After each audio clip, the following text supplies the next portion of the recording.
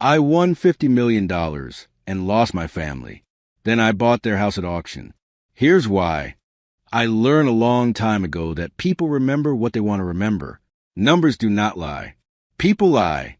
Rain hammered the roof of my 2015 Nissan Altima like it had a personal vendetta against sheet metal. I sat in the bank parking lot, engine off, watching water streak down the windshield in patterns that almost looked intentional. The smell of wet asphalt mixed with the stale coffee scent baked into my car's fabric after 9 years of commuting. My phone buzzed for the 4th time in 10 minutes. Same contact. Same desperation. My brother. I did not answer right away. Instead, I opened the folder organizer sitting on my passenger seat, the kind with expanding accordion sides and alphabetized tabs that office supply stores sell to people who actually use them. Inside, everything had its place. Bank statements in chronological order. Receipts sorted by category and date. Tax returns going back 7 years because the IRS can audit you for 6, and I believe in margin for error. The cashier's check sat in the front pocket. $12,000. Nearly everything I had saved over 3 years of overtime shifts and skipped lunches. My checking account would have $400 left after this. $400 until next Friday's paycheck. The math was simple. The decision was not. My phone buzzed again. I picked up. My brother's voice came through frantic, words tumbling over each other, like he was racing against a timer only he could hear. He owed money. Serious money. The kind of debt that comes with interest rates that should be illegal and probably are in most states. He had tried to flip a quick profit on some investment opportunity a friend told him about, cryptocurrency or day trading or some other get-rich-quick scheme that turned into get-broke-quick reality. The details did not matter. The number did. $12,000. Due in 48 hours. Collection agencies already calling. Threats already made. He needed me. Family helps family. Blood is thicker than water. All the greatest hits. I told him to meet me at the bank in 20 minutes. I did not tell him about the folder. While I waited, I opened my phone's document scanner app, the free one that turns photographs into PDFs. I had used it for everything from rental agreements to medical bills to warranty cards for appliances. I trusted digital storage more than I trusted paper. Paper burns. Paper floods. Paper gets lost and moves. The cloud is forever, assuming you pay the subscription. I pulled up a template I had downloaded 3 months ago when my brother first started hinting he might need money. A standard promissory note form from a legal document website. Nothing fancy. Name of lender. Name of borrower. Principal amount. Interest rate. Payment schedule. Signature lines. The kind of form that holds up in small claims court because it is boring and official and dated. I had already filled in most of it, just needed the final amount and his signature. My brother's truck pulled into the spot next to mine. Newer than my car. Shinier. The kind of purchase that makes sense when you're 28 and convinced your income will only go up. He killed the engine and sprinted through the rain to my passenger door, yanking it open and sliding in with a blast of cold air and panic. He looked awful. 3-day beard. Eyes red from either crying or not sleeping. His hands shook when he pushed his wet hair back from his forehead. He smelled like cigarettes, and he had quit smoking 2 years ago. He started talking immediately, explaining again, justifying, promising this was a one-time thing. He would pay me back. 6 months tops. Maybe less. He had a new job opportunity lined up. Better pay. He just needed to get past this rough patch. I let him finish. Then I reached into my folder and pulled out the promissory note. The paper was still crisp, laser printed on white stock. Professional. Clean. I unfolded it on my lap and held it where he could see. His talking stopped mid-sentence. He stared at the document like I had just pulled out a contract written in blood. His expression shifted from desperate to confused to something close to offended. He asked if I was serious. We were family. Brothers. Did I really think he would not pay me back? Did I not trust him? I told him trust had nothing to do with it. I told him I had $400 in my account after this. I told him I could not afford to be wrong about $12,000. I told him to sign it or figure out his debt problem another way. The rain got louder. Someone's car alarm went off 3 rows over, wailing through the storm. He laughed. Not a real laugh. The kind of laugh people make when they cannot believe what they're seeing. He said this was insane. Paranoid. He asked what I thought he was going to do. Just take the money and vanish? I did not answer that question. I just held the paper steady and waited. Numbers do not negotiate. Numbers do not care about hurt feelings. Numbers just are. He grabbed the pen I offered him, clicked it 3 times, stared at the signature line. He muttered something about how our parents would be disappointed in me for treating family like a business transaction. I did not respond. Our parents were gone, and they had died broke because they trusted the wrong people with money they could not afford to lose. He signed, fast, angry, his signature barely legible, the kind of scrawl that happens when someone wants to be done with something. He shoved the paper back at me and told me I had changed. Told me I used to be different. Told me money had made me cold. I took the paper carefully, smoothing it flat on my dashboard. Then I did something he did not expect. I pulled out my phone, opened the scanner app, and photographed the document. The camera clicked. The flash lit up the car's interior for a split second. The app processed the image, automatically cropping and enhancing contrast, turning the photo into a clean PDF. He asked what I was doing. I told him I was backing it up. I uploaded the PDF to my cloud storage while he watched. Google Drive. The file synced in seconds, stored on servers in 3 different geographic locations, accessible from any device with my password. The original timestamp embedded in the metadata. Proof of date. Proof of signature. Proof that this moment happened exactly when and how it happened. He got quiet after that. The anger drained out of him, replaced by something else. Resignation, maybe. Or embarrassment. He asked if I still had the money. I handed him the cashier's check. He held it like it might disintegrate in the rain. $12,000. The paper felt official in a way cash never does. Backed by the bank. As good as currency. Better, actually, because it is traceable. He thanked me, barely audible over the storm. Then he opened the door and ran back to his truck. Hunched against the downpour, the check pressed against his chest to keep it dry. I watched him drive away. Watched his taillights disappear into the gray curtain of rain. Then I folded the original promissory note, placed it in a clear plastic sleeve, and filed it in my organizer under Alpha Loans. My phone showed the time. 2:47 p.m. I had taken a long lunch break for this. I would need to go back to work and stay late to make up the hours. I started the car and turned the heater on full blast. The vents blew cold air that slowly warmed. My clothes were damp from the brief moment I had spent outside earlier, and a chill had settled into my bones. $400. I calculated how much I needed for gas to last until payday. How much for groceries if I kept it simple? Rice, eggs, bread. The math worked out if I was careful. I pulled out of the parking lot and drove back to work. The rain followed me the entire way. 3 years is a long time. Long enough for people to forget the details of desperate moments. Long enough for desperation to be replaced by new problems, new crises, new reasons why old debts do not matter anymore. I did not forget. I kept the promissory note filed in my organizer. I kept the PDF backed up in 3 separate cloud services. I kept a calendar reminder set for the 6-month repayment date that came and went without a word from my brother. Then the 1-year mark. Then the 2-year mark. He never mentioned it. Not at family gatherings. Not at holidays. Not in the occasional text about football games or memes he thought were funny. The loan had ceased to exist in his version of reality. In my version, it sat in my ledger. $12,000. Principal, plus 3% annual interest compounded monthly, as specified in the promissory note he signed. The number grew slowly, steadily, like moss on a stone. I did not bring it up. I did not need to. The documentation existed whether we talked about it or not. My life stayed simple in those 3 years. Same job, same car, same apartment with the water stain on the ceiling that the landlord kept promising to fix. I put away money when I could. Built my savings back up past the $400 mark. Never quite to where it had been before, but enough to cover emergencies. Enough to sleep at night.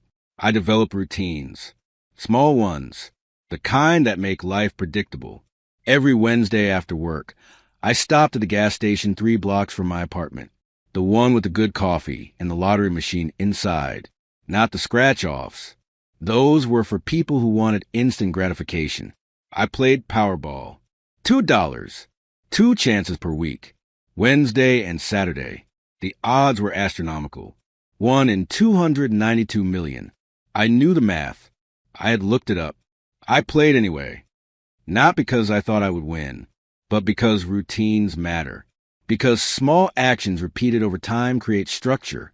Because $2 twice a week was less than I used to spend on coffee before I learned to make it at home. I had a system for it. I never mixed purchases. When I bought coffee, I got a receipt. When I bought a lottery ticket, I got a separate receipt. 2 transactions. 2 pieces of paper. The coffee came from my weekly discretionary spending.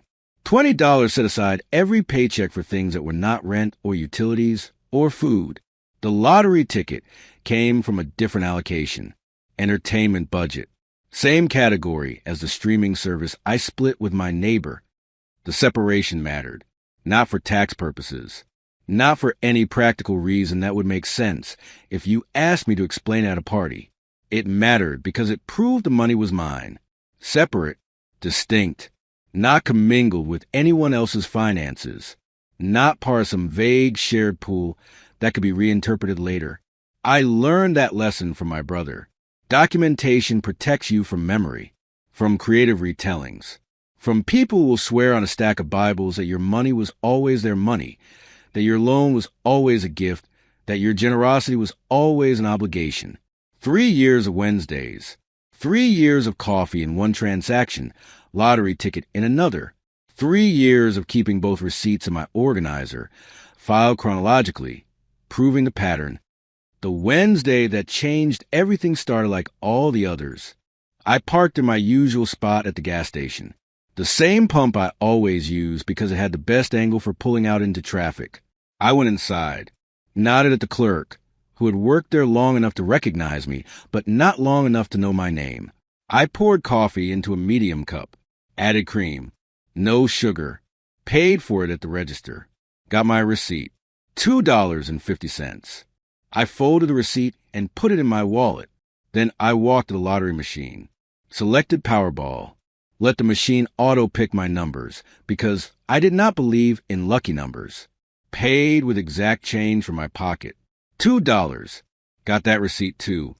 I drove home, parked in my assigned spot at the apartment complex, walked up 2 flights of stairs to my unit, unlocked the door, set my coffee on the kitchen counter, put both receipts in my organizer in their designated spots. Then I pulled out my phone and opened the lottery app. I had scanned every ticket for 3 years. The app kept a digital record. 99% of the time, the screen showed not a winner in red letters.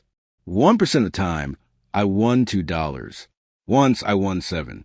I always used the winnings to buy the next week's tickets, keeping the cycle going without dipping into fresh budget allocations. I held the ticket under my phone's camera. The app focused. The barcode scanned. The screen loaded. The red letters did not appear. Instead, a message in yellow filled the display. Claim at lottery office. Below it, a number. $50 million. I stared at the screen. I checked the date on the ticket. I checked the date on my phone. I scanned the ticket again. Same message. Same number. I did not yell. I did not call anyone. I did not post on social media or run into the parking lot screaming. I walked to my apartment door and checked the lock, turned the deadbolt, engaged the chain, walked to each window and made sure the blinds were closed all the way, no gaps, no sight lines from outside. Then I sat down at my kitchen table and opened my organizer. I pulled out the receipt for the coffee. $2.50. Timestamp 6:14 p.m. I pulled out the receipt for the lottery ticket. $2. Timestamped 6:16 p.m. 2 separate transactions. 2 separate allocations. 2 pieces of documentation proving the ticket was purchased with my personal entertainment budget, not household funds, not shared money, not anyone else's claim. I photographed both receipts with my scanner app, uploaded them to cloud storage, created a new folder labeled Lottery 2024, saved everything there. The ticket image, the app screenshot showing the winning amount, the receipts, the timestamp metadata. Then I allowed myself to breathe. $50 million. The number did not feel real yet, but my brain started calculating anyway. Federal withholding, 24% off the top. State tax, another 6% in this state. Lump sum option instead of 30-year annuity, roughly 60% of the jackpot. The math played out automatically. Around $30 million after federal taxes, $28 million after state. Maybe less depending on how the lottery commission structured the payment. $28 million clear. Enough to disappear. Enough to never work again. Enough to make $12,000 look like pocket change.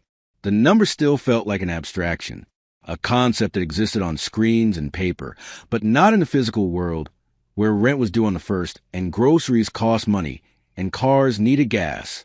I thought about my brother, about the $12,000 he borrowed 3 years ago, about the promissory note he signed, about the interest compounding quietly in my records. I thought about how he would react when he found out, because he would find out. Lottery winners' names become public record. The news would spread. Family would call. Friends would emerge from silence. Everyone would have an opinion about what I should do with the money. Everyone would remember being there for me, being family, being blood. Numbers do not care about blood. Numbers care about documentation. I opened my laptop, found the PDF of the promissory note, printed a fresh copy, placed it in a new clear sleeve, filed it in my organizer right behind the lottery receipts. Then I closed the blinds tighter and sat in the dark apartment, listening to the refrigerator hum, watching the glow of my phone screen illuminate the winning ticket. $50 million. I had work tomorrow. I would need to call the lottery office, verify the claim process, understand the taxes, decide between lump sum or annuity, hire a lawyer, probably, maybe an accountant, definitely someone who understood how to protect money from people who think they deserve it. But tonight, in this moment, I just sat with a number, let it exist on the screen, let it be real and unreal at the same time. The rain had started again outside. I could hear it pattering against the window. The same rain that had fallen 3 years ago when my brother signed a piece of paper in my car. The same rain that had taught me weather changes, but documentation stays. My phone buzzed. A text from my neighbor asking if I wanted to split a pizza. I told her I was good, not hungry. She sent back a thumbs up emoji and went quiet. I looked at the organizer sitting on my table. The ticket was in the front pocket. Visible, accessible, vulnerable. I got up and walked to my bedroom closet, pushed aside the hanging shirts until I reached the back wall. The small fireproof safe sat on the floor behind a box of old tax returns. Century Safe, $29 on Amazon 3 years ago. I had bought it the same week I lent my brother the money. Bought it because I realized I had nothing protecting the important documents I had spent years collecting. The safe was not big, maybe the size of a shoebox, but it was rated for 1,550 degrees Fahrenheit for 30 minutes, waterproof to 8 inches, heavy enough that someone would need both hands to carry it. I spun the combination dial. 3 numbers I had never written down anywhere. The lock clicked. I opened it. Inside were the originals.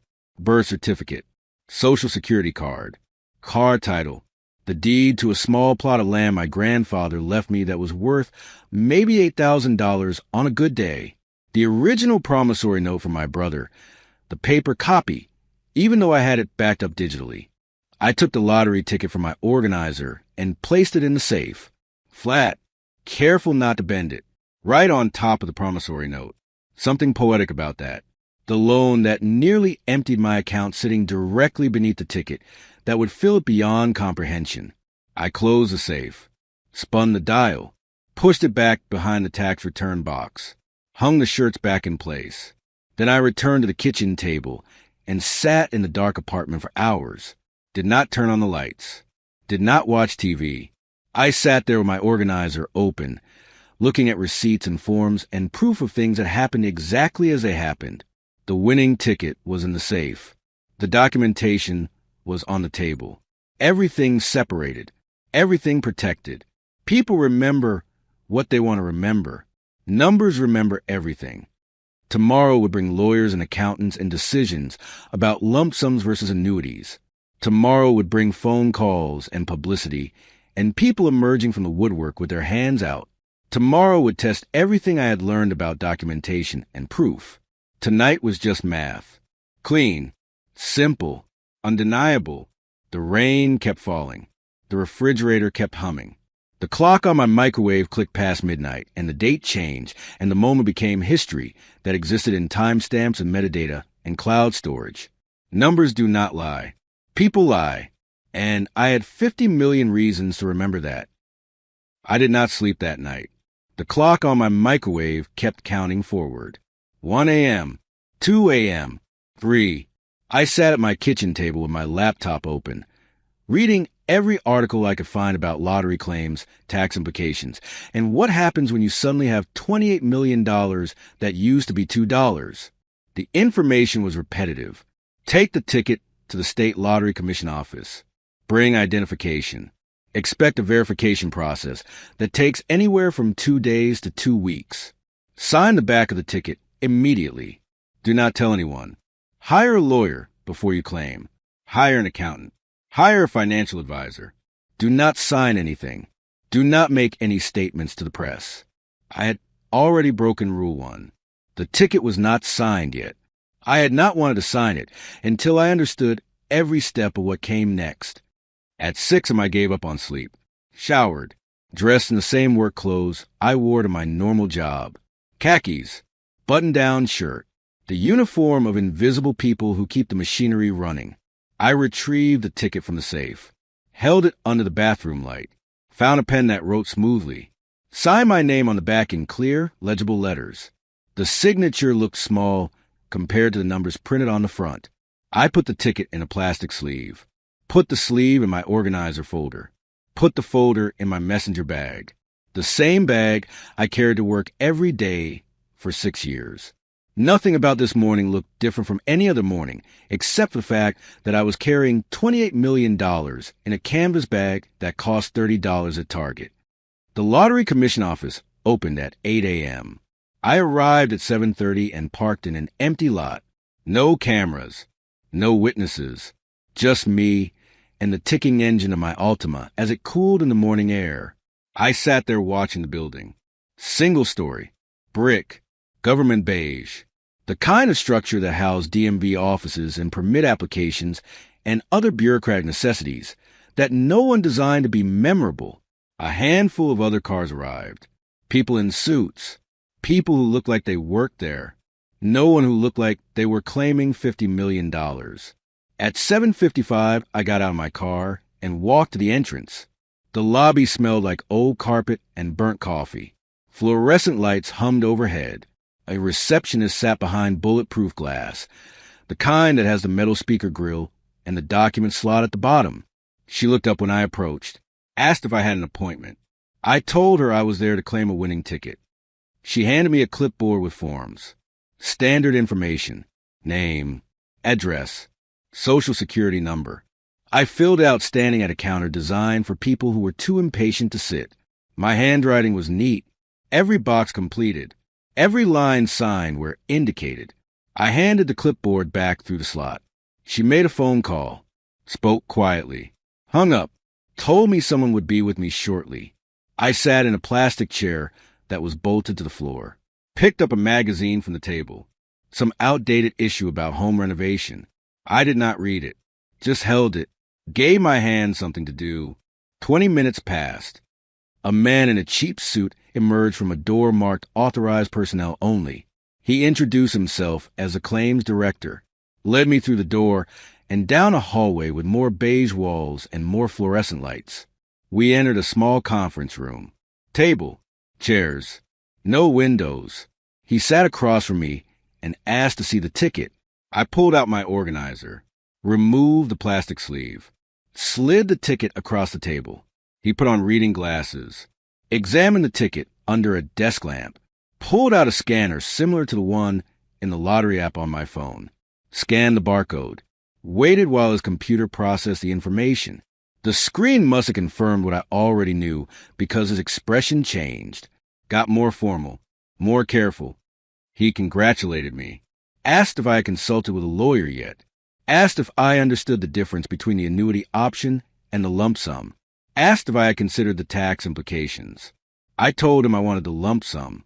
I told him I understood the taxes. I told him I had not hired a lawyer yet, but planned to. He nodded, explained the verification process would take approximately 5 business days. They needed to confirm the ticket was legitimate, check for any abnormalities, process the paperwork. Once verified, I would return to sign the final claim documents and receive a cashier's check for the after-tax amount. 5 business days, 120 hours between me and $28 million. He asked if I wanted to make a public statement. Many winners chose to hold a press conference. Photos with an oversized check, smiling for cameras. The Lottery Commission encouraged it. Good publicity. I declined. He seemed relieved. Fewer complications that way. He made copies of my identification, made copies of the ticket, had me sign a preliminary claim form. Then he stood and shook my hand and told me congratulations again, and that I should expect a call within the week. I walked out of that building the same way I walked in, invisible, carrying the same bag, wearing the same clothes. Nobody in the parking lot looked at me twice. I sat in my car and realized I was shaking, not from excitement, from the sudden understanding that I could not go to work, could not go home, could not follow my normal routine because nothing about my life was normal anymore, and I had 5 days to figure out what came next. I drove to a coffee shop, ordered black coffee, sat in a corner booth with my laptop, started researching lawyers, entertainment lawyers, tax lawyers, estate planning lawyers. Every website promised discretion and expertise. Every consultation fee started at $500. I had $400 in my checking account and no paycheck coming until Friday. The irony was so thick I could taste it. $28 million existed on paper in a government database somewhere. $0 existed in any account I could actually access. I closed the laptop, drank my coffee, watched people come and go, wondered if any of them had ever been millionaires who could not afford lunch. My phone buzzed. Text from my supervisor asking where I was. I had forgotten to call in sick. Forgot that normal life still had requirements and expectations and people who needed me to show up. I texted back that I had a family emergency. Not technically a lie. I was about to have a family emergency. I could feel it coming like weather. The call came 3 days later, not from the Lottery Commission, from a process server who met me in the parking lot of my apartment building. Young guy, college age, apologetic expression. He handed me a manila envelope and a clipboard, asked me to sign confirming receipt. I signed. He left. I stood there holding the envelope. Inside was a civil complaint. 27 pages. Typed, official, filed in County Superior Court. The plaintiff was my brother. The defendant was me. The cause of action was listed as constructive trust, unjust enrichment, and breach of oral contract. I sat in my car and read every word. The document was professionally written, legal terminology that sounded authoritative and damning. The narrative it constructed was simple. 3 years ago, my brother and I had entered into a verbal agreement to pool our resources for joint investments and lottery ticket purchases. The $12,000 I provided was not a loan, but a contribution to this partnership. All winnings from any lottery tickets purchased with partnership funds were to be divided equally among family members. The complaint included an affidavit from my brother, signed under penalty of perjury, swearing that we had discussed this arrangement multiple times, that I had agreed to it, that the money was always intended to be shared. Another affidavit from my sister-in-law, confirming that she had witnessed conversations about our investment partnership, that I had referred to the money as our family fund. I had never said those words, had never agreed to any partnership, had never discussed anything beyond the explicit loan documented in the promissory note I had filed away in my safe, but the complaint included the date of the loan, referenced the exact amount, $12,000. They had taken the one piece of documentation I had created to protect myself and reframed it as evidence of our partnership. The twist made me physically sick. The complaint demanded an accounting of all lottery ticket purchases made in the past 3 years, demanded that the $50 million jackpot be placed into a constructive trust pending resolution, demanded an equal distribution among all family members who had contributed to the alleged investment fund. Attached to the complaint was a motion for a temporary restraining order, an emergency request asking the court to freeze the lottery winnings immediately. The argument was that I might attempt to hide or dissipate the assets before the case could be resolved. The hearing was scheduled for the next morning. Expedited process. I had less than 24 hours to respond. I had no lawyer, $400 in my account, no way to access the lottery winnings that were still being verified. The process server's signature proved I had been properly notified. The court would proceed with or without me. I drove home, parked, sat in my car while the engine ticked and cooled, watched the sun set through my windshield, watched the sky turn colors that would have been beautiful if I could focus on anything other than the paper in my hands. My phone rang. Unknown number. I answered. A reporter. Asked if I had any comment on the lawsuit. Asked how I felt about my brother's claims. Asked if I planned to fight it or settle. I hung up. The phone rang again. Different number. Different reporter. Same questions. I turned the phone off. When I finally went inside my apartment, I found a news van parked across the street. Camera crew. A reporter doing a stand-up in front of my building. The Lottery Commission had released my name. Public record. Required by law. My address was probably in property databases that anyone could search. I closed my blinds, locked my door, sat at my kitchen table with the lawsuit spread out in front of me. The document was thorough. Whoever wrote it knew exactly what they were doing. The legal theory was sophisticated. Constructive trust was an equitable remedy used when someone held property that rightfully belonged to someone else. Unjust enrichment covered situations where one party benefited at another's expense. Oral contracts were harder to prove, but not impossible if you had witnesses willing to lie under oath.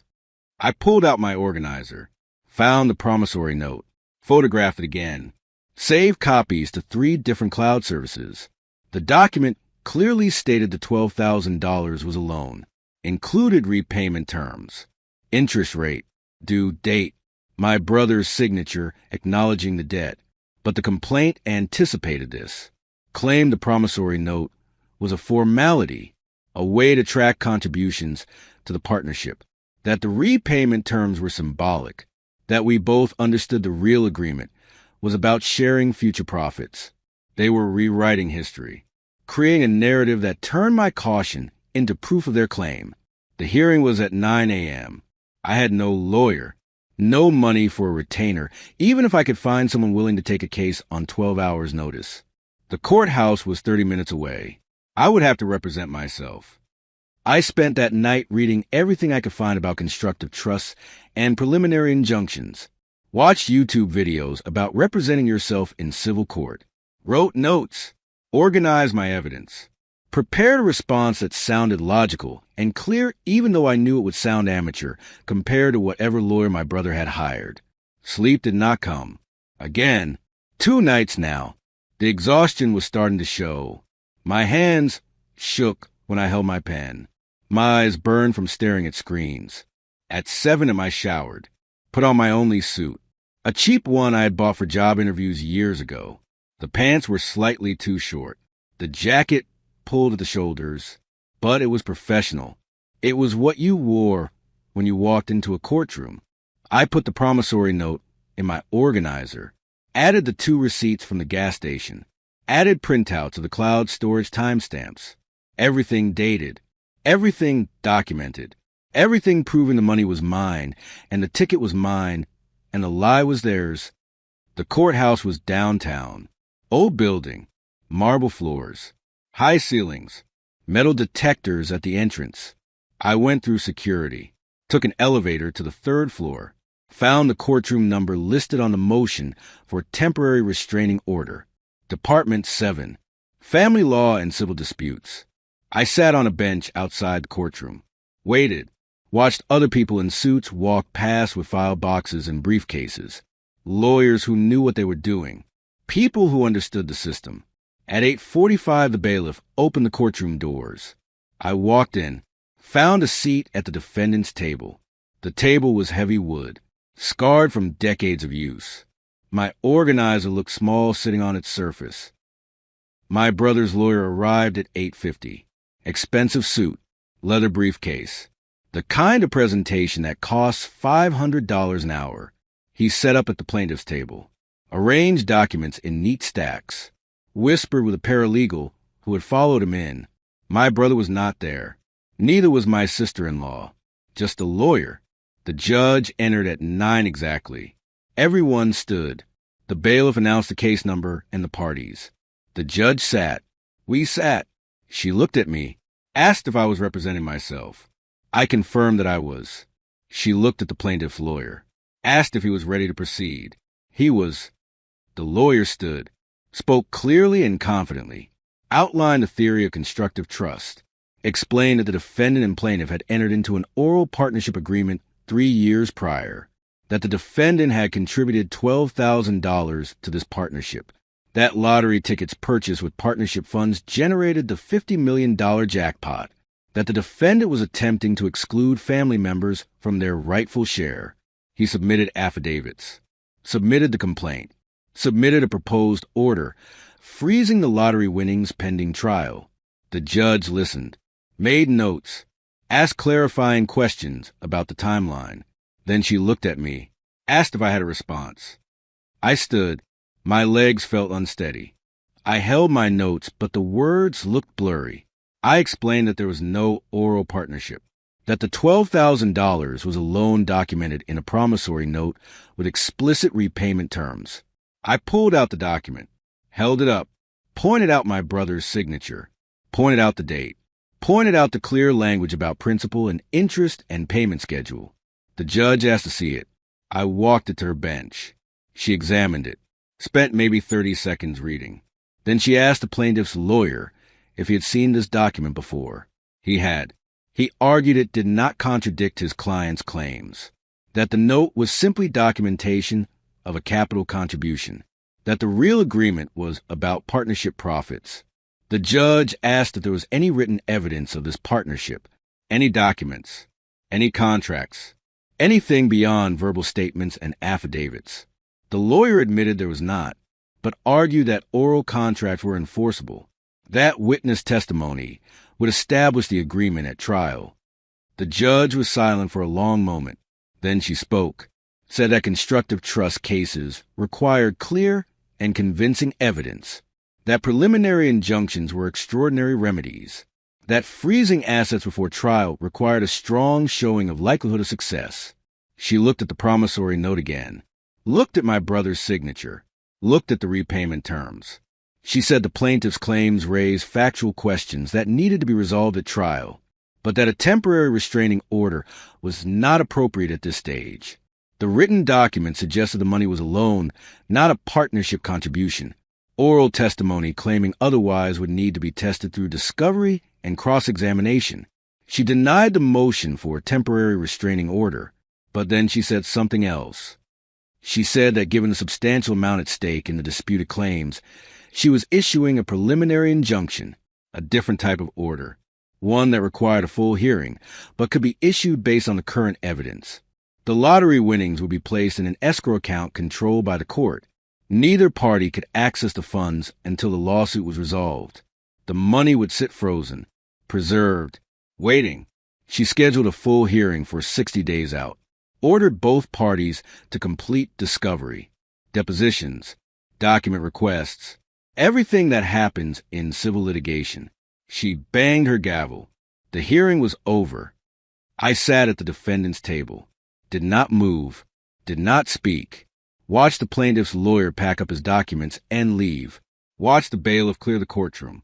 The judge's words echoed in my head. Escrow account. Court control. 60 days minimum. I had won the immediate battle. No temporary restraining order, but I had lost the war. The money was frozen, inaccessible, locked away while lawyers argued about a loan that happened 3 years ago.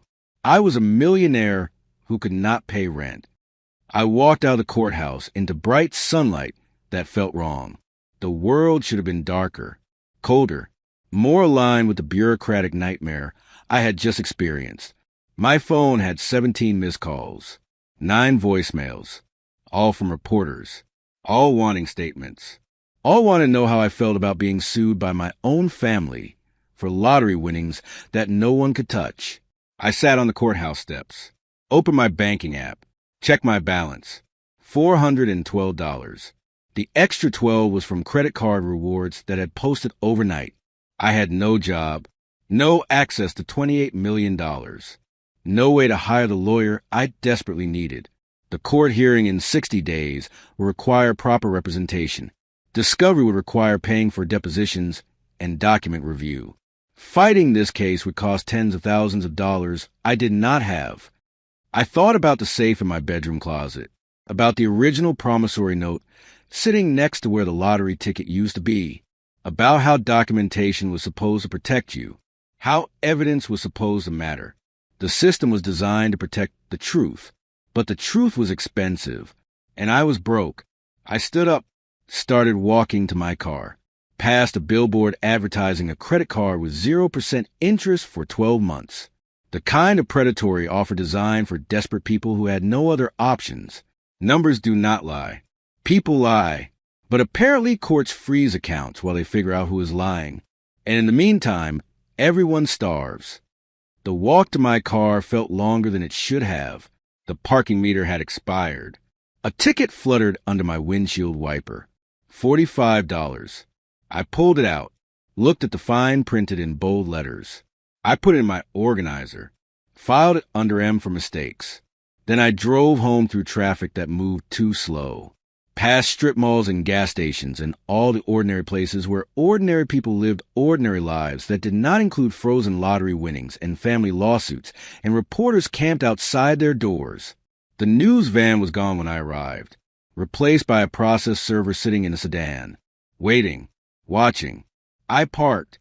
He got out, approached, handed me another envelope, motioned to compel financial disclosure.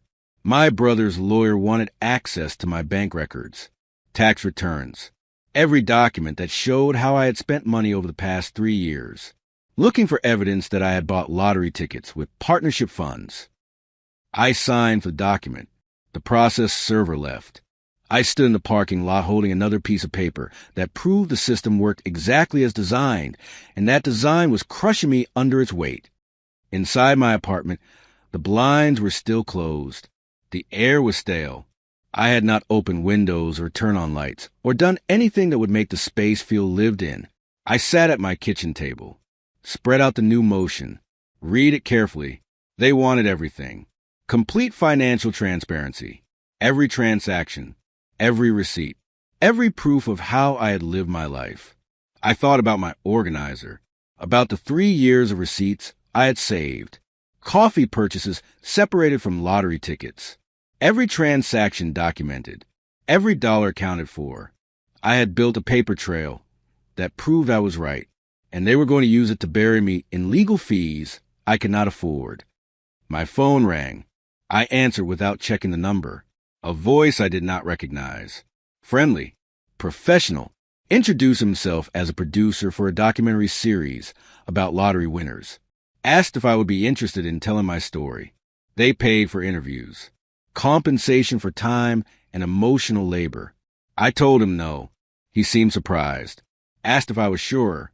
Said most people wanted to share their side, control the narrative, get ahead of the story before someone else told it wrong. I told him I was not interested in being a story. He tried again, mentioned the money, $5,000 for a day of filming, more if we did follow-ups. I hung up, sat there in the silence that followed, thought about what he had said, control the narrative.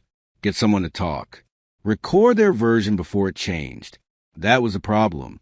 My brother's version had already changed. 3 years of silence turned into partnership claims and affidavits and witness testimony that did not exist until a lawsuit made it profitable. His story was fiction, but fiction told under oath by multiple people started to look like truth. I needed him to tell the truth, on record, before he had time to rehearse it with lawyers. I opened my laptop, searched for recording laws in my state. The results loaded slowly. Page after page of legal blogs and statute summaries. I skimmed through the terminology until I found what I needed: one-party consent. My state only required one person in a conversation to consent to recording. That person could be me. I could record any conversation I was part of without telling the other person. The recording would be admissible in court as long as I was a participant. Other states required all-party consent. Those recordings were illegal without permission, but not here. Here, the law assumed that if you were talking, you had the right to remember what was said, and technology was just a better memory than the human brain. I pulled out my organizer, found the promissory note, stared at my brother's signature. He had lied in his affidavit, claimed we had a partnership, claimed the money was shared, claimed I had agreed to split lottery winnings. People who lie get comfortable with their lies, start to believe them, start to forget what the truth was. If I could get him talking, away from his lawyer, away from prepared statements, just him and me and the story he had convinced himself was real, he would slip. They always did. I thought about the lawsuit, about the 60 days until the hearing, about the discovery process that would drain whatever money I could scrape together, about fighting a legal battle where the truth was buried under affidavits and motions and procedural games. I could not win with lawyers, could not afford to play that game, but I could win with evidence, real evidence. His voice saying the things his affidavit claimed he never said. I needed him to admit it, needed him to tell me the loan was just a loan, that there was no partnership, that he invented the story because $50 million made people creative with their memories. I opened a new tab, searched for voice recording apps, found several with good reviews, downloaded one, tested it. The app turned my phone into a digital recorder with timestamp metadata and cloud backup. Then I sat back and planned. A meeting, somewhere public, somewhere with enough background noise that he would not notice if my phone was sitting on the table, somewhere he would feel comfortable, safe, willing to talk without the lawyer listening. I would tell him I was tired, that I could not afford to fight, that maybe we could work something out, split the money, settle before trial. He would believe it because he wanted to believe it, because $25 million was still life-changing money, and he had already convinced himself he deserved half. And when he started talking about what we both knew was true, when he started negotiating based on the real history instead of the invented partnership, when he said the words that contradicted his sworn affidavit, I would have him. Not on video. Video was too obvious, too easy to spot. But audio was invisible. A phone on a table looked like a phone on a table. Nobody questioned it. One-party consent. My state's law. My right to record my own conversations. The system that had frozen my money could also be the system that freed it, if I used it correctly. I closed my laptop, looked at the motion for financial disclosure, still sitting on my table. They wanted my paper trail, wanted every receipt and transaction, wanted to prove I had used partnership money for lottery tickets. Let them look. My documentation was clean, every purchase separated, every allocation tracked, but their documentation was lies. And lies sounded different when you caught them in real time. I picked up my phone, opened my contacts, found my brother's number, stared at it for a long moment. Then I closed the phone. Not yet. I needed to plan this correctly. Needed to think through every word, every question, every way he might deflect or refuse to engage. One chance, one conversation, one recording that would either save me or prove nothing. Numbers do not lie. People lie, but sometimes you can catch people lying. And when you did, the numbers stopped matching. The truth became the only currency that counted. I spent 2 days planning the conversation, not the words. Words were fluid. People said what they wanted in the moment, but I could plan everything around the words. The location, the timing, the way I would sit, where my phone would be, how I would make him feel comfortable enough to speak the truth he had been hiding behind affidavits. I chose a diner, the kind that had been serving the same menu since 1987, and saw no reason to change. Vinyl booths patched with duct tape. Coffee that tasted like it had been sitting on the burner too long. Waitresses who refilled cups without asking. Background noise. Clattering dishes. Conversations bleeding together into white noise that would make a recording harder to understand, but impossible to claim was edited. I called my brother on a Wednesday afternoon, kept my voice tired, defeated, told him I could not afford to keep fighting, that the legal fees were going to destroy me even if I won, that maybe we should talk, just the two of us, figure something out before the lawyers bled us both dry. He was quiet for a long moment. I could hear him thinking, calculating, wondering if this was a trap. Then he said his lawyer advised against meeting without representation. I told him lawyers charged by the hour, and we were family, and maybe we could solve this ourselves. Save everyone money. Walk away with something instead of nothing. The word money did it. Always did. He agreed to meet. The diner was 3 blocks from my apartment. I walked there 30 minutes early. Picked a booth in the back corner where the lighting was dim and the view of the parking lot was clear. Sat facing the door. Ordered coffee I did not drink. My phone sat on the table. The obvious one. My old phone with the cracked screen and the battery that barely held a charge. Powered off. Visible. A prop. The real phone was in my jacket pocket. Inner left side. Recording app already running. Volume turned all the way up to catch everything.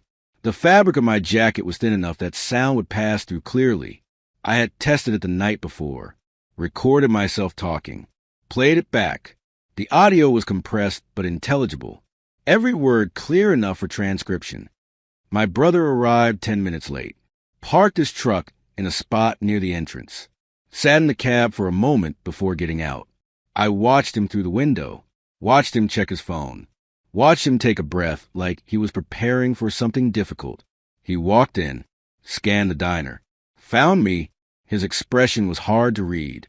Part guilt. Part defiance. Part desperation that looked a lot like hunger. He slid into the booth across from me. Did not take off his jacket. Kept his hands on the table where I could see them. The posture of someone who did not trust the situation, but needed it anyway.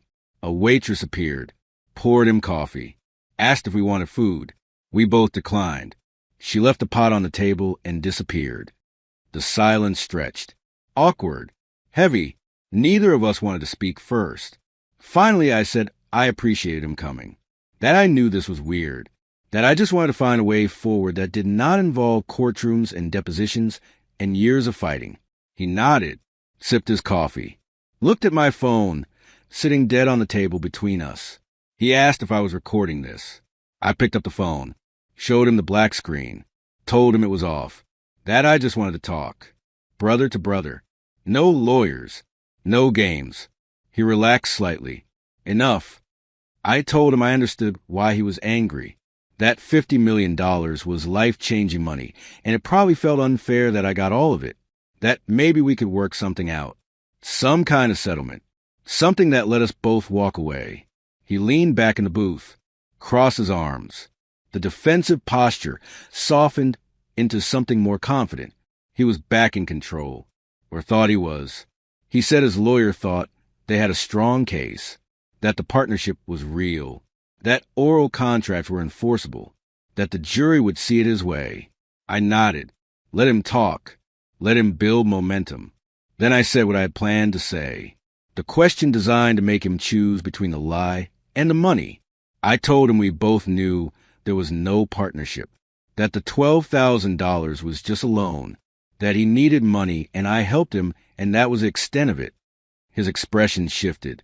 The confidence flickered. He said it did not matter what it was, that I had $50 million and he had nothing. That family was supposed to help family. That keeping everything for myself made me the bad guy regardless of the legal details. I kept my voice calm, asked him directly, was there ever a partnership? Did we ever actually agree to pool money for investments and lottery tickets? The diner noise seemed louder suddenly. Someone dropped a plate in the kitchen. It shattered. The sound echoed. My brother looked at me for a long moment. Then he leaned forward, elbows on the table, voice lower, more intense.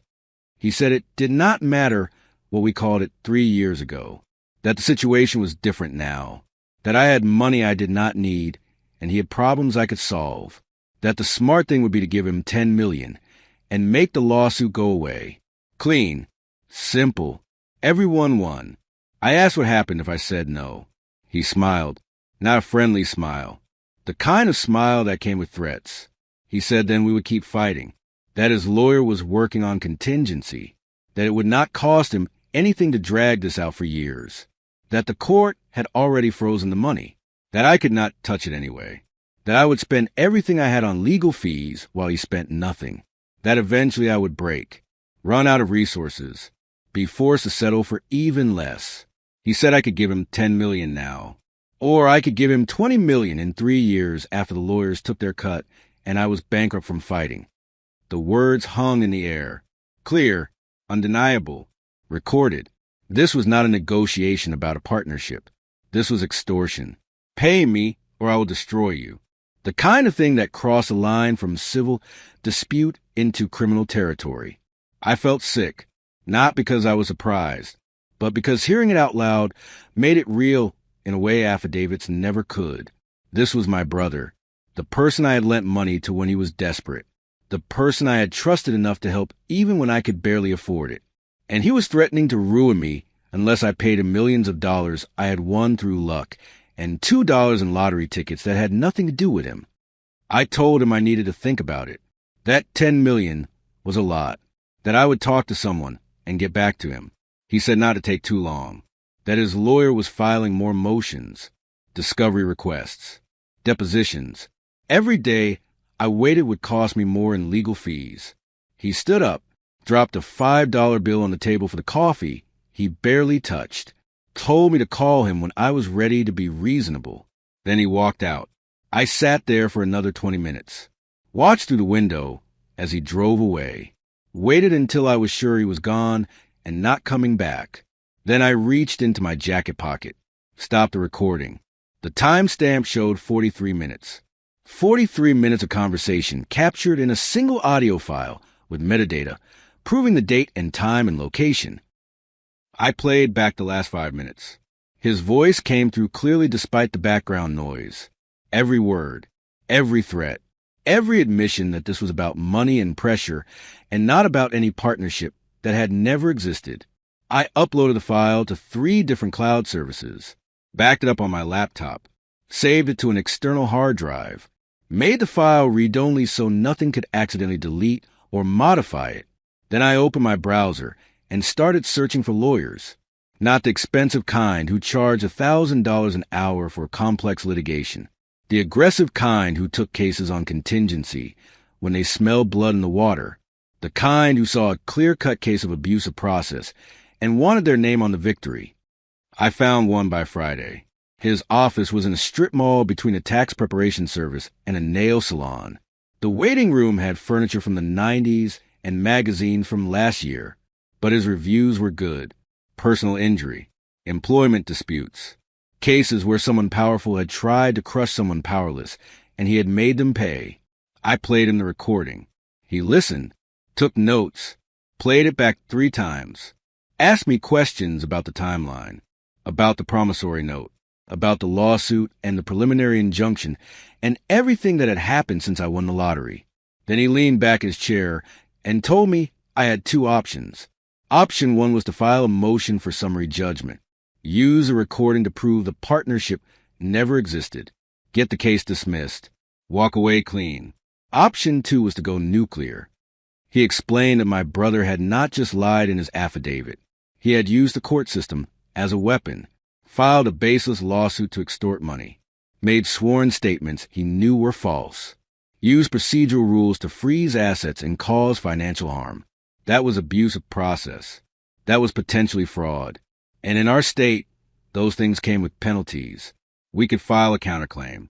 Demand damages for the harm caused by the frivolous lawsuit. Demand attorney fees. Make them pay for weaponizing the legal system. The recording was not just evidence. It was ammunition. I asked how much it would cost. He said nothing up front. He would take 40% of whatever we won. If we lost, I owed him nothing. I signed the retainer agreement that afternoon. The motion for summary judgment was filed the following Monday. 30 pages of legal arguments supported by exhibits. The promissory note. The receipts proving separate purchases. The affidavits contradicting themselves. And the recording. The recording was transcribed professionally. Every word typed out with timestamps. Highlighted sections showing where my brother admitted there was no partnership, where he threatened prolonged litigation, where he demanded money in exchange for dropping the case. The counterclaim was filed simultaneously. Abuse of process, intentional infliction of emotional distress, fraud upon the court, demanding damages, demanding attorney fees, demanding sanctions. We served both motions on my brother's attorney the same day. The response came 2 weeks later. A motion to suppress the recording, arguing it was obtained illegally, that I had not informed my brother he was being recorded, that it violated his privacy. My lawyer filed an opposition within 48 hours. One-party consent law. I was a participant in the conversation. I had every legal right to record it. The statute was clear. The case law was settled. The hearing was scheduled for early December. I sat in the same courtroom where the preliminary injunction had been issued. Same judge, same uncomfortable chairs, different lawyers. My brother was there this time, sitting at the plaintiff's table next to his attorney. He looked thinner, tired. The confidence from the diner was gone. The judge called the case, asked if both parties were ready to proceed. My lawyer stood, told the court we were filing the recording as Exhibit A in support of our motion for summary judgment, that the recording was legal under state law, that it conclusively proved the plaintiff's claims were false. The judge asked to hear it. The courtroom went quiet. My lawyer played the audio file through a speaker system that made every word echo off the walls. 43 minutes of conversation, compressed to the relevant sections. 5 minutes of my brother admitting there was no partnership, threatening years of litigation, demanding $10 million to make the lawsuit disappear. When it ended, the silence was absolute. The judge looked at my brother's attorney, asked if he had any response. The lawyer stood, argued that the recording was taken out of context, that settlement discussions were privileged, that it did not prove anything except that both parties were trying to negotiate. My lawyer countered that settlement discussions were privileged only if both parties knew they were in settlement discussions, that extortion demands were not protected, that threatening baseless litigation was not negotiation. The judge reviewed the transcript, read the highlighted sections, looked at the promissory note, looked at the original complaint with its sworn affidavits, claiming a partnership existed. Then she made her ruling. Summary judgment granted. The partnership claim was dismissed. The oral contract claim was dismissed. The unjust enrichment claim was dismissed. The preliminary injunction was dissolved. The lottery winnings would be released from escrow within 72 hours. But she did not stop there. She said the recording demonstrated a clear attempt to manipulate the legal system for financial gain, that the lawsuit appeared to have been filed in bad faith, that the sworn affidavits contradicted the defendant's own recorded statements. She granted our counterclaim for abuse of process, set a hearing for damages, ordered the plaintiff to show cause why attorney fees should not be shifted to cover the defendant's legal costs. She banged her gavel. My brother's lawyer gathered his documents quickly, whispered something to my brother. They left the courtroom without looking at me. I sat there, did not move, let the reality sink in. The money was mine.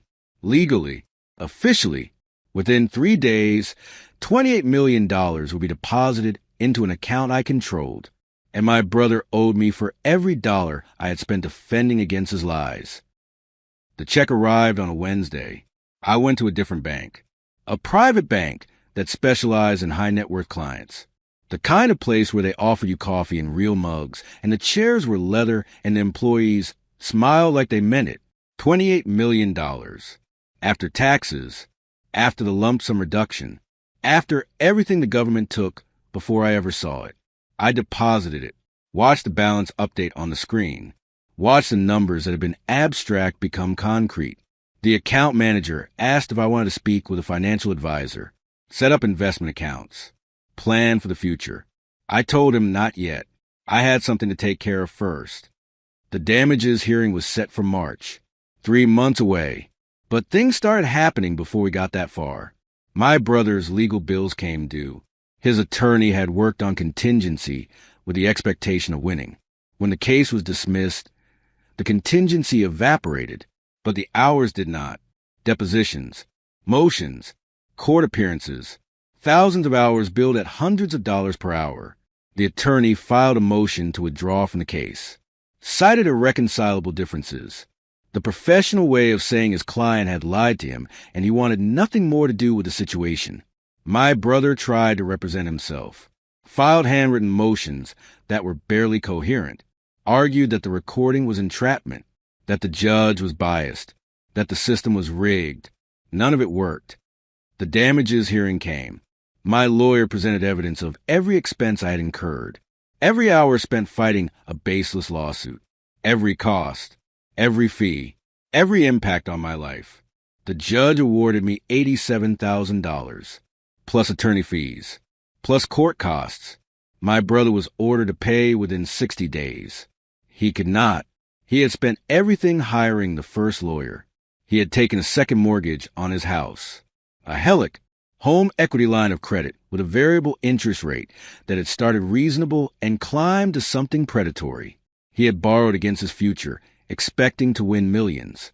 Instead, he won a judgment against him that he could not pay. The bank that held his HELOC filed for foreclosure in May. My lawyer brought me the notice, asked if I wanted to do anything about it. I told him to monitor the foreclosure auction, see what happened, stay informed. The auction was scheduled for August. Public notice, published in the newspaper. The house would be sold to the highest bidder. Proceeds would go to the bank. Anything left over would go to my brother. There would not be anything left over. The HELOC was underwater. The house was worth less than he owed. My lawyer suggested something. His voice was careful, professional, the tone people use when they want to propose something legally permissible but morally questionable. He said I could bid at the auction, buy the house myself. It will be public, legal. Anyone could bid. I told him I did not want my name on it. He said it did not have to be. He could set up a limited liability company, an LLC, a legal entity that could own property, file taxes, operate independently. The ownership will be private, protected. We could name it anything, register it with the state, use it to bid at the auction. If we won, the house would belong to the LLC, and I would own the LLC, but my name would not appear on any public documents. I thought about it for a week. Then I told him to do it. He filed the paperwork, created Nemesis Holdings LLC, registered address at his office, purpose listed as real estate investment, ownership private. The company existed on paper, had a bank account, had the ability to hold assets, and it had $28 million behind it. The auction was held on the courthouse steps. Literally, an auctioneer with a microphone standing on the granite stairs while a small crowd gathered. Real estate investors, bargain hunters, people who made a living buying distressed properties and flipping them for profit. My lawyer attended on behalf of Nemesis Holdings LLC. I was not there, did not want to be seen, did not want anyone to make the connection. The bidding started at the amount owed to the bank, $190,000. The house was worth maybe $250 on a good day. Two investors bid against each other, raised the price to $200,000, $210,000, $215,000. Then my lawyer raised his paddle, $230,000. One investor dropped out. The other bid $240,000. My lawyer went to $260,000. The other bidder hesitated, did the math, realized the margin was gone. Profit disappeared. He shook his head and stepped back. The auctioneer called for any other bids. Waited. Called once more. Waited again. Sold. $260,000. To Nemesis Holdings, LLC. The gavel fell. The house transferred ownership. The bank got its money. My brother got nothing. And I owned the property where my brother and his family lived. They did not know, not yet, the foreclosure process included a redemption period, time for the previous owner to reclaim the property by paying off the debt, but that deadline had passed. The sale was final. The eviction notice was served in September. A sheriff's deputy knocked on the door, handed my brother an official document, informed him that the property had been sold, that he had 30 days to vacate, that failure to leave would result in a forced removal. My brother called me, left voicemails, sent texts, asked what I knew, asked if I could help, asked if I could loan him money to find a new place. I did not respond. The 30 days passed. On October 15th, the sheriff returned, this time with a moving crew, the kind that specialize in evictions, fast, efficient, unemotional. I drove there that morning, parked down the street where I could see but would not be seen, watched through my windshield. My brother's family came out as the crew started removing furniture. His wife carried boxes. His kids looked confused, too young to understand why their home was being emptied onto the lawn. My brother argued with the sheriff, yelled, demanded to know who bought the house, demanded to speak with the owner. The sheriff told him it was a private sale, that the owner's information was not public, that he needed to leave the property or be arrested for trespassing. Furniture piled up on the grass. Couch, table, beds, boxes of belongings. Everything they owned sitting in the October sun while neighbors watched from behind curtains. My brother's voice carried across the street, angry, desperate, blaming everyone except himself.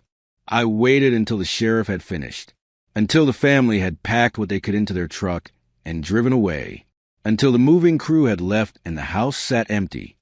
Then I got out of my car, walked up the driveway, the same driveway I had walked 100 times growing up. Holiday dinners, birthday parties, the house that used to be our parents before they passed and left it to my brother because he had a family and I did not. I pulled out a key, the one my lawyer had given me when the deed transferred. New locks had been installed that morning, changed the moment the eviction was complete. I unlocked the door, stepped inside. The house was empty, bare walls, carpet indentations where furniture used to be, the smell of other people's lives still lingering in the air. I walked through the rooms, kitchen, living room, bedrooms, every space echoing with absence. This was not about revenge. Not really. Revenge would have felt satisfying. This felt like completion, like closing a ledger that had been open too long. My brother had lied, had tried to steal money that was not his, had weaponized the legal system and lost, had destroyed himself through his own choices. I had just watched. Let the consequences happen. Let the mechanics of debt and foreclosure and legal judgments do what they were designed to do. The system worked. Slowly, expensively, but it worked. I walked to the front door, stood in the threshold, looked out at the empty street. The house was mine now. Legally, completely. I could sell it, rent it, let it sit empty. I had not decided yet. Behind me, the house was silent. No furniture, no family, no history that mattered anymore. I stepped outside, pulled the door closed. The lock engaged with solid click, the deadbolt sliding into place. Final, definitive. I walked back to my car, the same Altima I had driven for 9 years. I could afford a new one now, could afford anything, but the car still ran, still got me where I needed to go. I sat in the driver's seat, looked at the house one more time, the house where my brother had lived, where he had raised his family, where he had made the choice to file a lawsuit based on lies because $50 million made people forget their morals. He would find another place, another rental, another start. Life would go on for him, just smaller, harder, with the weight of consequences he had not expected. I started the car, drove away, did not look back. The ledger was closed. The accounts balanced. Numbers did not lie. People lied. And when people lied, the numbers eventually caught up. I thought about calling him, saying something. But what was there to say? That I was sorry? I was not. That I forgave him? I did not. That family should have mattered more than money. He had answered that question when he filed the lawsuit. The recording was still saved in 3 different cloud services, backed up on drives I kept in a safe deposit box at the bank. Evidence that would exist long after everything else faded. Not because I needed it anymore. The case was over. The judgment rendered. The consequences delivered. But because documentation mattered. Because proof mattered. Because the difference between truth and lies was often just a timestamp on a file that no one could erase. I drove through afternoon traffic, past strip malls and gas stations, and all the ordinary places where ordinary life happened. The $28 million sat in accounts I barely touched, earning interest, growing slowly, waiting for me to decide what to do with it. I thought about my brother sitting in that diner, threatening me, demanding millions, confident that I would break, that everyone broke eventually. He had been wrong. Not because I was stronger, but because I had learned a long time ago that numbers were more reliable than people, that documentation was more powerful than promises, that patience and systems could defeat force and lies. I had not beaten him. The system had. I had just understood the rules better. The sun was setting when I got home, orange light streaking through clouds, the kind of sky that photographers loved and everyone else barely noticed. I parked in my spot, walked up 2 flights of stairs, unlocked my apartment door, the same apartment I had lived in for 6 years. Small, affordable, familiar. I could buy something bigger now. A house, a condo downtown, anything I wanted, but this space was mine, paid for, simple, free of complications. I sat at my kitchen table, the same table where I had read the lawsuit, where I had planned the recording, where I had made every decision that led to this moment. My organizer sat in its usual spot, full of receipts and documents and proof of a life lived carefully. I opened it, found the promissory note, the original, signed 3 years ago in a car during a rainstorm, $12,000, the loan that started everything. I had never expected to be repaid, had written it off as a lost the moment my brother stopped answering my calls. Had kept the documentation more out of habit than hope, but the documentation had saved me, had proven the truth when lies tried to bury it. I closed the organizer, put it back in its place. Outside, the sky finished turning dark. Street lights flickered on. The city settled into its evening rhythm. People coming home from work, making dinner, watching television. Living lives that would never involve lottery winnings or lawsuits or brothers who betrayed them. I did not feel victorious, did not feel vindicated, felt something closer to tired. The kind of exhaustion that came from fighting battles you never wanted, from winning wars that should never have started. My phone sat on the table, silent, no calls from reporters anymore, no texts from my brother, no lawyers with updates. The machinery had stopped. The case was over. Life could be quiet again. I thought about the house, about my brother's family packing boxes on the lawn, about his kids who did not understand why they had to leave, about his wife who had signed the false affidavit and would now live with those choices. Collateral damage, the term people use when innocent people got hurt by other people's decisions. I had not wanted that, had not set out to destroy anyone. Had just wanted to protect what was mine, to keep the money I had won through luck and $2. But protection required consequences, required making it clear that lies had costs, that weaponizing the legal system against someone would result in the weapon turning around. I stood up, walked to my bedroom, opened the closet, pulled out the fireproof safe from behind the old tax returns, spun the combination, opened it. Inside were the documents. Birth certificate, social security card, car title, the deed to my grandfather's land. And now, The deed to my brother's house. Transferred to Nemesis Holdings, LLC. Ownership recorded with the county. Legal. Permanent. I looked at the name on the document. Nemesis, the Greek goddess of retribution. Of just punishment for wrongdoing. My lawyer had suggested it as a joke. I had agreed because it was accurate. Not revenge. Retribution. The difference mattered. Revenge was emotional. Personal. Retribution was systematic. Earned. I closed the safe. Spun the dial. Pushed it back into place. Hung the clothes over it. Then I returned to the kitchen. Made coffee even though it was too late for caffeine. Sat at the table with a cup that steamed in the dim light. The apartment was quiet. No rain tonight. No storms. Just silence and the hum of the refrigerator and the distant sound of traffic. I thought about the cashier's check I had given my brother 3 years ago. $12,000 that had felt like everything. That had left me with $400 and the hope that family meant something. It had meant something. Just not what I thought. Not loyalty. Not trust. But a lesson about documentation. About protecting yourself. About understanding that people remembered what they wanted to remember and forgot what they needed to forget. I sipped my coffee.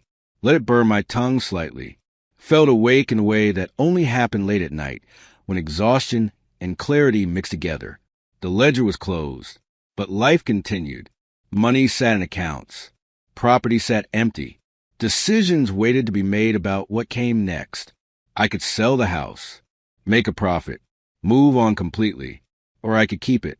A reminder, a monument to what happened when someone tried to take what was not theirs. I had not decided, did not need to decide tonight. The house would sit there, locked, empty, mine. Time moved forward, calendar pages turning, seasons changing, the world spinning regardless of individual victories or defeats. My brother would recover. Eventually, people always did, found new jobs, new homes, new ways to justify old choices. Memory was forgiving to those who needed forgiveness. But I would remember. The receipts proved it. The recordings proved it. The documents proved it. Numbers did not lie. People lied. And when the lying stopped, the numbers were all that remained. Clean. Undeniable. True. I finished my coffee. Rinsed the cup. Set it in the dish rack to dry. Tomorrow I would call my financial advisor. Start planning what to do with $28 million. Investments. Trusts. Strategies for wealth preservation. But tonight, I just existed in the quiet. In the space between what was and what would be. In the moment when everything had been resolved and nothing had been solved. I turned off the kitchen light. Walked to my bedroom. Lay down on a mattress I had owned for 8 years. Pulled a blanket over myself. Outside, the city continued. Inside, the apartment was still. The deadbolt on my door was engaged. The safe was locked. The documents were filed. Everything in its place. Everything accounted for. I closed my eyes. Somewhere across town, my brother was in a rental. Temporary. Uncertain. Starting over with less than he had before he decided lies were worth $50 million. The distance between us was more than miles. More than money. It was the difference between truth and fiction. Between documentation and memory. Between consequences and escaping them. The ledger was closed. The balance was zero. The story was over. And I fell asleep in a quiet apartment with $28 million in the bank and a brother I would never speak to again.